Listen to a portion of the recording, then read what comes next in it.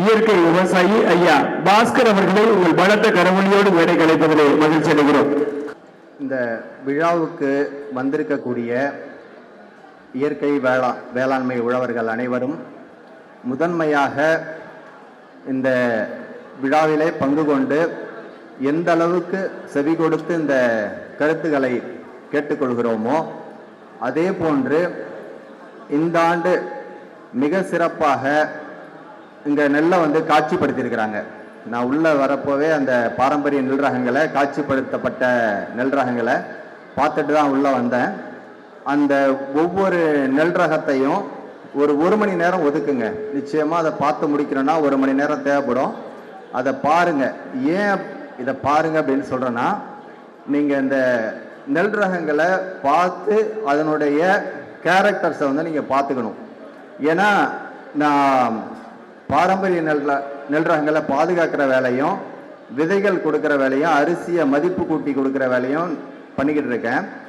நிறைய இடங்களுக்கு செல்லும் போது இன்னுமே இயற்கை உழவர்களுக்கு சீரக சம்பாவை கூட முழுமையாக தெரியல. இதை நான் தவறுன்னு சொல்ல மாட்டேன், அறியாமை தான் இதுக்கு காரணம்.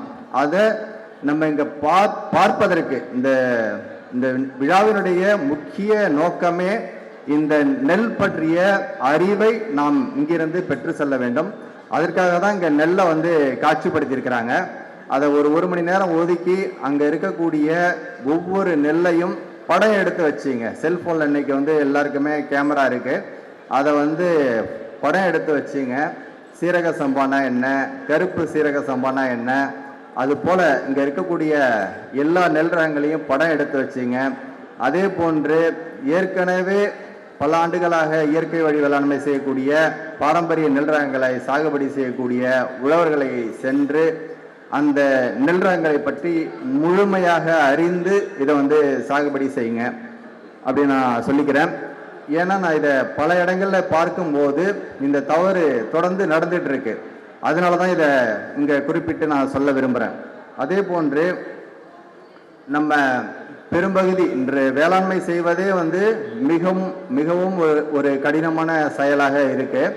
அதில் இங்கே நம்ம அறுவடை பண்ண நெல்லை ஒரு ஆண்டு வச்சிருந்து அரிசியாக்குறது அப்படின்னு ஒரு கேள்வி வரும். ஆனால் அவையர் என்ன சொல்கிறாங்கன்னா, ஆண்டு பழந்த அரிசி அமுதமாகும்னு சொல்கிறாங்க. ஒரு ஆண்டாவது, குறைஞ்சபட்சம் ஒரு ஆண்டாவது இந்த அரிசிகளை அறுவடை பண்ண நெல்லை அதை பத்திரப்படுத்தி வைத்திருந்து, முன்னாடிலாம் பத்தாயத்தில் வச்சுருப்போம், நெல் முட்டைகள் வச்சுருப்போம், அது போன்று ஒரு ஆண்டு அதை நெல்லாக வைத்திருந்து அதன் பிறகு அரிசியாக்கும் போது தான் அதற்கான அனைத்து மருத்துவ குணங்களையும் அது கொடுக்கும் அப்படின்னு சொல்கிறாங்க. ஆண்டு பழந்த அரிசி அமுதமாகும் அப்படின்னு சொல்கிறாங்க. இது போன்று நம்முடைய இந்த இயற்கை வழி வேளாண்மைக்கு வந்த பிறகு தான் இதை பற்றிய நிறைய அறிவு நமக்கு கிடைக்க வரும். அதே போல் நம்ம ஒரே ஒரு விவசாய முறை நம்மகிட்ட முன்னாடி இருந்த ஒரு விவசாய முறை, அதை நான் தொடர்ந்து இப்போ செஞ்சுக்கிட்டு வரேன். அதில் நிறைய நன்மைகள் ஏற்பட்டிருக்கு. இந்த பழம் சேர் முறை அப்படின்னு சொல்லிட்டு நம்ம முன்னோர்கள் செய்வாங்க. இப்போ தண்ணி வரதே பெரிய கஷ்டமாக இருக்குது. அந்த சூழலில் எங்கே நம்ம பழைய சேர்லாம் செய்து நடுறதுங்கிற ஒரு கேள்வி வரும். இருந்தாலும் இந்த போர்வெல் வசதி உள்ளவங்கெல்லாம் நம்ம என்று நாற்றாங்கல் தயார் செய்கிறோமோ அன்றே நிலத்தை உழுது பழைய சேராக போட்டு வச்சுருங்க. அப்படி பழைய சேராக போட்டு வச்சுருந்தோம்னாக்கா அந்த நிலத்தில் நிறைய நுண்ணுயிர்கள் பெருகிடும். அந்த நுண்ணுயிர்கள் பெருகிறதுனால நீங்கள் எந்த விதமான அதிகளவான இடுபொருள்களும் கொடுக்க தேவை இருக்காது. இயற்கை இடுபொருள்கள் கூட தேவையே இருக்காது. நிலத்தை நல்லா உழுது போட்டு வைங்க. அதுக்கப்புறம் ஒரு 25 நாள் 30 நாள் கழித்து நாற்றை பறித்து நடுங்க. அதே போல் நடுவதற்கு 2 நாள் முன்னாடி மீண்டும் 2 சால் நிலத்தை ஓட்டிட்டு நடுங்க. அப்படி இருக்கிறப்ப பெரும்பாலும் முழுமையாக களைகளும் கட்டுப்பட்டுடும். அந்த களைகளும் கட்டுப்படுறதுனால களை எடுக்கிற செலவு ரொம்ப குறைவு. இந்த இயற்கை வழி வேளாண்மையில் நிறைய பேர் தோல்வி அடைகிறதுக்கு முக்கியமான ஒரு காரணம் களை தான். நேரடி விதைப்பு விதைச்சிருவீங்க.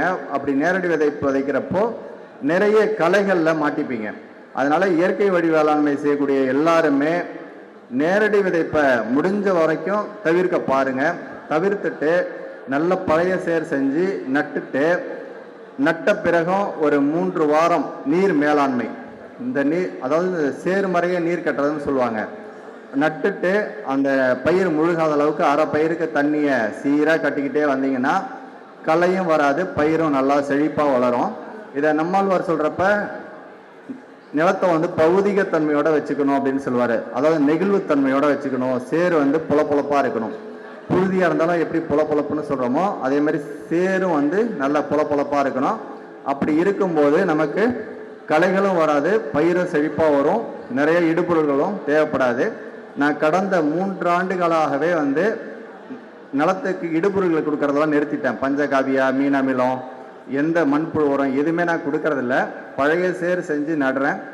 ஏக்கருக்கு ஒரு 1800 கிலோ சராசரியாக எந்த நெல் போட்டாலும், கரடன் சம்பா போட்டாலும் சரி, மாப்பிள்ளை சம்பா போட்டாலும் சரி, தூய மல்லி போட்டாலும், எந்த நெல்லை போட்டாலும் மிக சிறப்பாக தான் நமக்கு வந்துக்கிட்டே இருக்கு.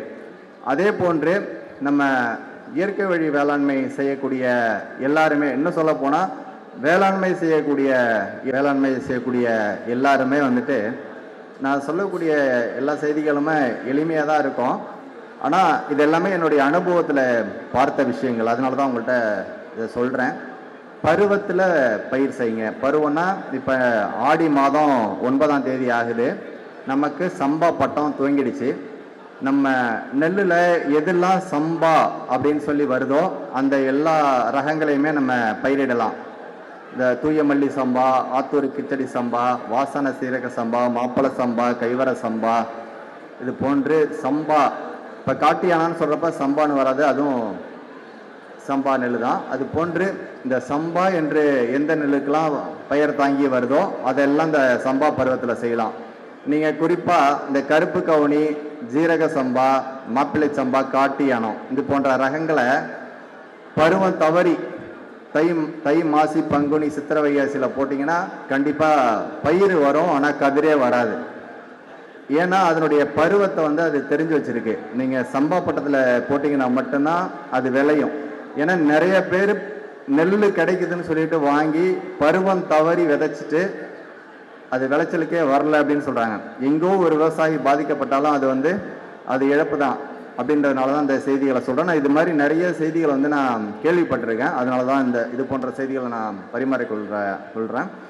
அதோடு இல்லாமல் நம்ம சம்பா பருவம் இப்போ ஆடி 9, இந்த ஆடி 18 அப்படின்னு சொன்னாலே நம்ம இந்த பருவத்தை வரவேற்கிறதுக்காக கொண்டாடுற விழா தான் இந்த ஆடி 18.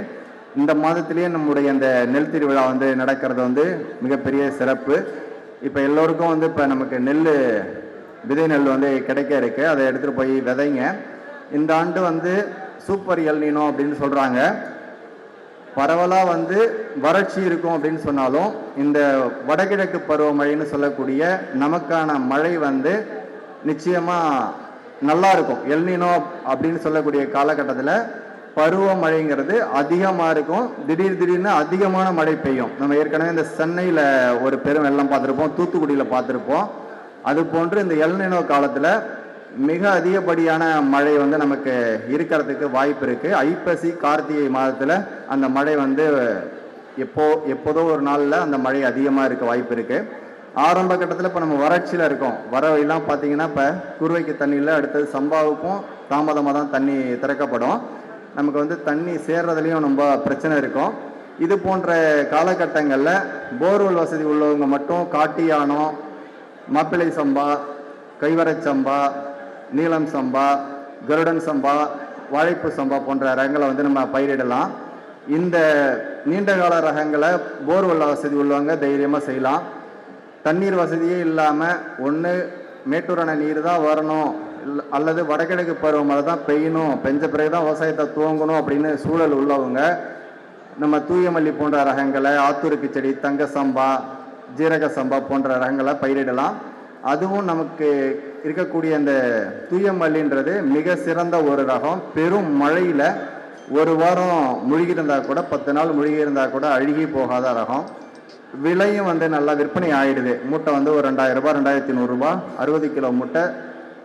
நல்லாவே ஒரு தேவை இருக்குது. அந்த மார்க்கெட்லேயும் நிறைய தேவை இருக்குது. அது போன்ற தேவை உள்ள ரகமாக இருக்குது. அதனால் இந்த தூயமல்லி நம்ம தைரியமாக பயிரிடலாம். இந்த ஒரு செய்தியை மட்டும் சொல்லிட்டு முடிச்சிடறேன். அதே போன்று நம்ம இயற்கை வழி வேளாண்மை செய்கிறவங்க, நம்ம தமிழ்நாட்டில் இருக்கக்கூடியவங்க தமிழ் மாதங்களை அடிப்படையாக கொண்டு விவசாயம் பண்ணணும். நமக்கு ஐப்பசி 1னா பருவமழை துவங்கக்கூடிய காலன்றது நமக்கு தெரியும். நம்ம ஆங்கில நாட்காட்டியே பார்த்துட்டு இருந்தோம்னா நமக்கு பருவன்றதே தெரியாமல் போயிடும். அதனால தமிழ் நாட்காட்டியை அடிப்படையாக கொண்டு தை, மாசி, பங்குனி, இப்போ ஆடி 18 பிறந்துருச்சு. நமக்கு பருவம் எந்த நெல்லை எந்த பருவத்தில் விதைக்கணுன்ற அறிவு நமக்கு இருக்கும். அதை எப்போ விதைச்சா இந்த கருடன் சம்பான்ற நெல்லை நீங்கள் ஆடி 18 வாக்கில் விதைச்சிங்கன்னா தான் பொங்கலின் போது அறுவடைக்கு வரும். அதே தூய மல்லியை ஆவணி 15க்கு விதைச்சிங்கன்னா தான் பொங்கலின் போது அறுவடைக்கு வரும். அதே சீரக சம்பாவை புரட்டாசி மாதம் 15 தேதிக்கு போல் விதைச்சிங்கன்னா தான் பொங்கலின் போது அறுவடைக்கு வரும். இது போல் நம்ம விவசாயம் செய்வது மட்டுமல்ல, நம்மளுடைய தமிழ் மாதங்களின் அடிப்படையில் மாதங்களை அறிந்து அதனுடைய வயதை அறிந்து பொங்கலின் போது அறுவடைக்கு வரும் அளவுக்கு நம்ம விதையை விட்டு அறுவடை பண்ணோம்னா தான் நமக்கு சேதம் இல்லாமலும் இருக்கும். அதனால இது போன்ற நுணுக்கமான விஷயங்களை நம்ம மரபு, அதாவது பாரம்பரிய நெல் ரகங்கள் என்பது மீட்டெடுத்திருக்கிறது போல நம்முடைய செயல்முறைகளையும் மற்ற நடைமுறைகளையும் நம்ம ஒன்றுபடுத்தி செய்யும் போதுதான் முழுமையான வெற்றி இந்த பாரம்பரிய விவசாயத்தில் நம்ம எட்ட முடியும் அப்படின்னு சொல்லி என்னுடைய உரையை நிறைவு செய்கிறேன். நன்றி, வணக்கம்.